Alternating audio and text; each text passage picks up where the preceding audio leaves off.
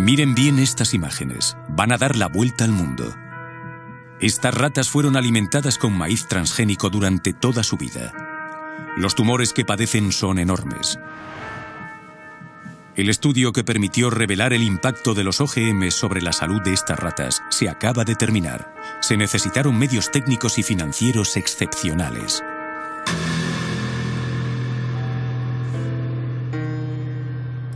Durante 2 años tuvimos la oportunidad de seguir todo su desarrollo. Después de años de dudas y polémicas, ¿por fin vamos a conocer la verdad sobre los OGMs?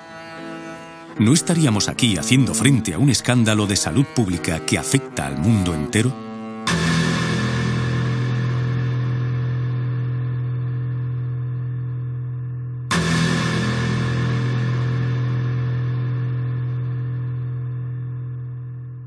Es, por lo tanto, a día de hoy el estudio más largo y más detallado sobre un OGM. También hicimos a la vez otro estudio sobre el principal pesticida en el mundo, el Roundup.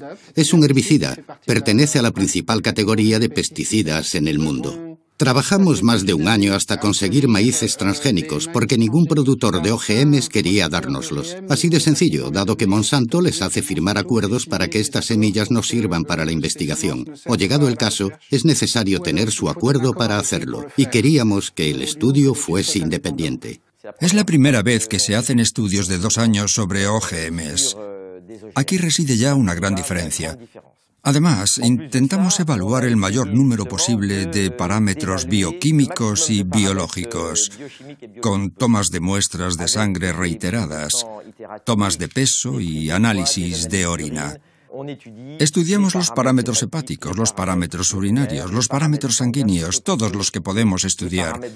Los parámetros hormonales que tampoco fueron estudiados en los estudios anteriores. Se trata realmente de una primicia a nivel mundial. Hasta entonces, el maíz NK603, el OGM seleccionado para este estudio, había estado bajo estudio nada más que 3 meses y bajo el control único de su fabricante, Monsanto. En cuanto al Roundup, producido también por la multinacional y utilizado para el cultivo del maíz, no se ha evaluado más que su principio activo, el glifosato, y no su fórmula completa. Ahora bien, para permitir al principio activo penetrar en las células de las plantas, la empresa utiliza coadyuvantes que pueden a veces resultar más nocivos que el glifosato mismo. El objetivo es doble. Por una parte, llevar a cabo los estudios según las normas internacionales, pero no interpretándolos de la manera más laxa posible, como lo hacen algunas industrias, sino analizándolos de la forma más rigurosa. Y por otra parte, queremos averiguar si hay efectos secundarios. Solo se puede hacer alimentando a los animales con OGMs, examinando todos sus órganos y parámetros sanguíneos. Puede que fuera útil a estas alturas saber para qué sirven los OGMs.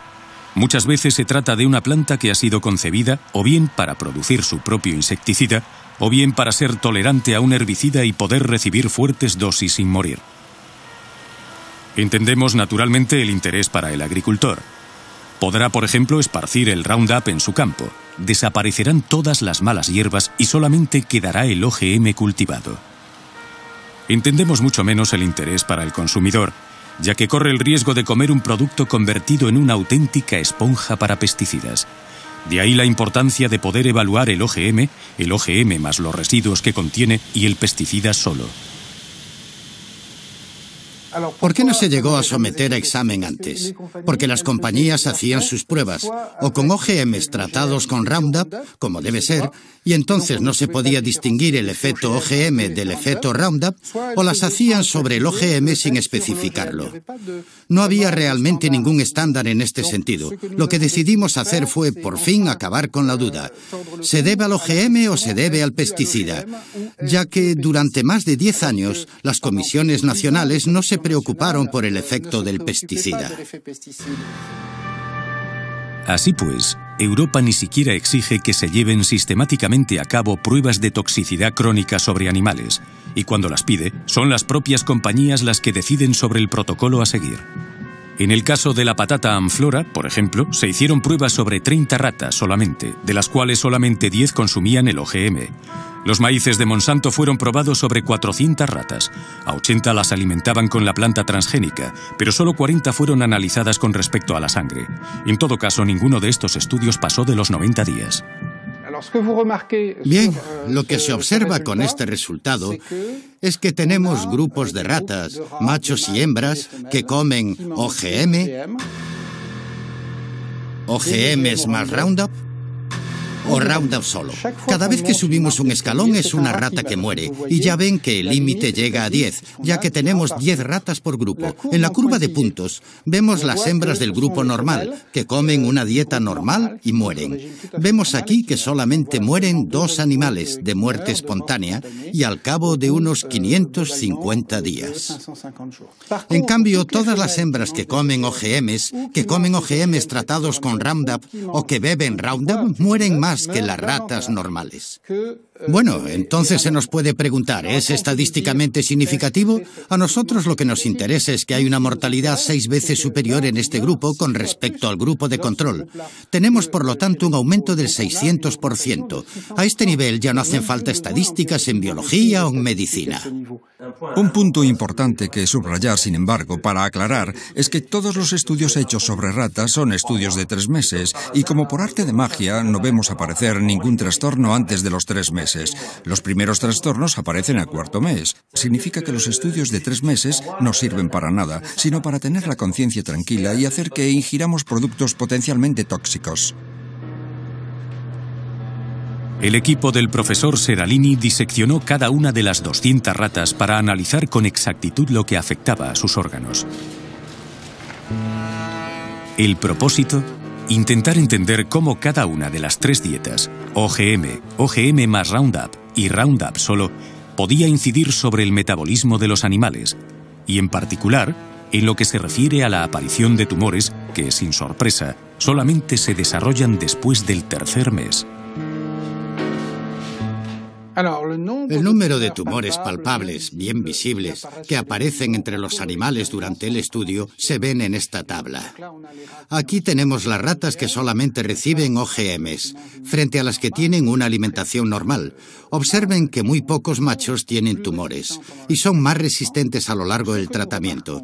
Lo que observamos en estas tablas es que cada vez que subimos un escalón, tenemos grandes tumores que miden al menos 17 milímetros.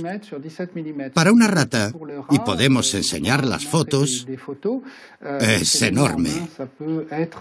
Podría equivaler a un tumor así de grande para un humano. Es enorme. Resulta que identificamos cada uno de los tumores, y el 94% de los tumores son los llamados mamarios, es decir, que corresponderían a tumores en el pecho para las hembras. Aquí tenemos tumores en los riñones para los machos, aunque también tumores mamarios, lo cual es bastante excepcional entre los machos. Esto nos hace sospechar sobre algún efecto hormonal, que de hecho no es dosis dependiente. El 60% de los cánceres de mama en realidad dependen de perturbaciones hormonales. El estudio del profesor Seralini nos reserva una última sorpresa, y es consecuente. Mientras podíamos sospechar que la sobremortalidad de las ratas se debía principalmente al pesticida asociado al maíz, parece ser que el estudio ha evidenciado, por primera vez en el mundo, un efecto debido a la misma transgénesis. Esto significa que el simple hecho de intervenir en el genoma de la planta para modificarlo podría tener consecuencias que nadie hasta ahora había previsto. Es para cuestionar todas las concepciones científicas que llevaron a la invención de los OGMs. Nunca se había probado el Roundup solo durante 2 años. Dicho esto, con el Roundup, nuestros estudios de células nos mostraban que las células de hígado, embrión, riñones, placenta, cordón umbilical, morían mucho más rápido. Por lo tanto, podemos decir, de manera general, que tenemos esta sobremortalidad con el OGM más Roundup. Esto significa que los OGMs mataban más rápido y más fuerte a las hembras e incluso a algunos machos que la dieta control. Aquí tenemos, por lo tanto, un efecto que se puede deber o al gen del OGM que se insertó mal en la planta y que llegó a perturbar el resto, o a un efecto metabólico secundario.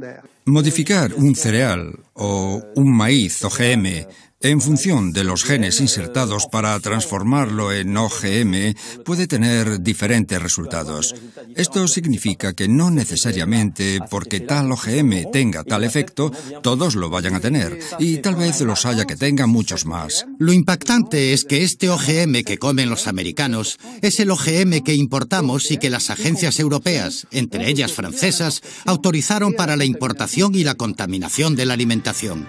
Hoy en día, solamente 2 OGMs, un maíz y una patata, se cultivan en algunos países europeos. Esto no quita que 27 millones de toneladas de soja transgénica entren cada año en los puertos europeos. Esta soja sirve para alimentar a nuestros animales de carnicería, pero entra también en la composición de numerosos productos alimentarios. Nosotros lo que queremos con este estudio es primero que haya una moratoria, porque es suficientemente grave como para decir, escuchen, no vamos a comer esto sin conocimiento. El problema es que importamos de todo o cultivamos de todo procedente de Estados Unidos. Y segundo, que se vuelvan a hacer otras investigaciones y que obliguemos a todos los productores de OGMs a rehacer este tipo de estudios antes de ejercer su actividad. Una moratoria suspendiendo el cultivo de OGMs ha sido adoptada en la mayoría de los países europeos. Considerando los resultados del estudio del profesor Seralini, ¿no sería hora quizá de extenderla a todos los OGMs agrícolas alimentarios? En ciencia, para establecer una verdad definitiva se necesitan equipos, tiempo y medios. Demasiado caro, demasiado largo, dirán algunos. Pero aceptando este precio, ¿no hubiéramos podido evitar los recientes escándalos sanitarios? ¿Van a provocar los OGMs un nuevo escenario catastrófico? Es obvio que es un riesgo que no podemos correr, y mientras esperamos evidencias científicas, es necesario utilizar aquel famoso principio de precaución del cual hablamos tanto, pero que tan pocas veces aplicamos.